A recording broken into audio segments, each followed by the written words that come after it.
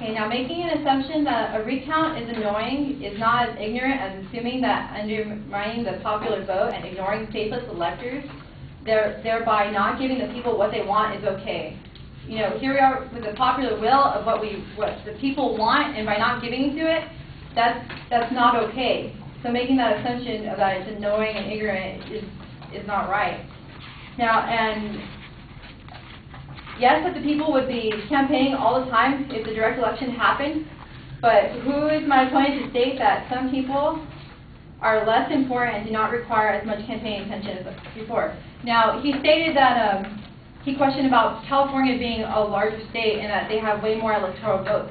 But as I did state earlier, and I'll restate the exact fact that I had used by George Edwards, author of Why the Electoral College is Bad for America, he states that in most extreme cases, for example, as of 2003, an electoral vote in Wyoming corresponded to only 167,081 people, while one in California corresponds to 645,172 people.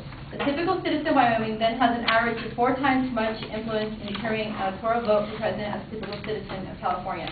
Now, when I stated it earlier, it just showed that Wyoming, the littler states population, do have more power because their votes have a lesser representation, whereas California, you need a lot of people to represent one electoral college vote.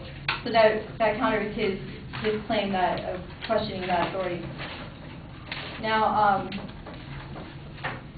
he states that small states are going to need protection if we went to a popular direct vote.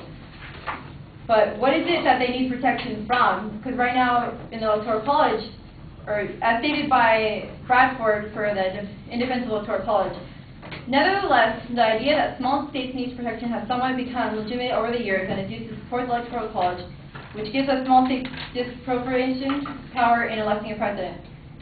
It is not as if, what is it that the small states need protection from?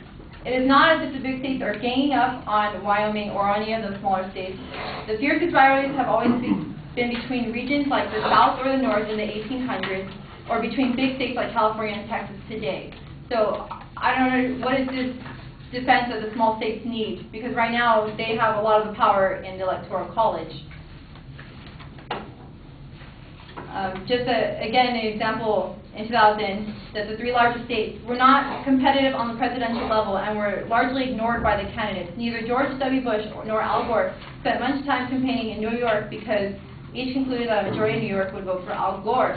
So who is it to say that the people in New York are not as important to be seen by these candidates when everyone should be counted into this election to be able to vote and to have their voice be heard?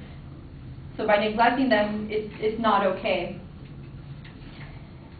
Now, the Electoral College forms a bias in determining in which states presidents can visit, and by showing you before that you know, they didn't want to go to New York because they already knew all of Al Gore, they would all vote for Al Gore. So they just visited the smaller states, the swing vote states. Now, there have been many breakdowns in the Electoral College system, as George Edwards has pointed out in the Why the Electoral College is Bad for America, that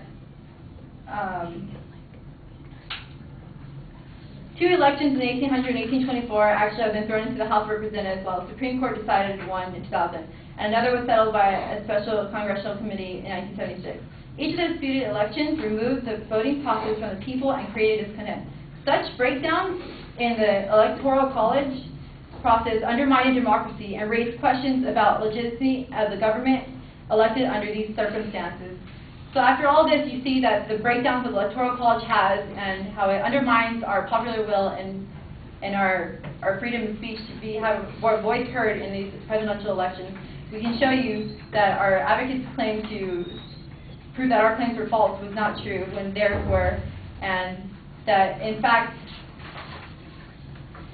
that the U.S. should change their policy to replace the Electoral College with direct popular vote for president.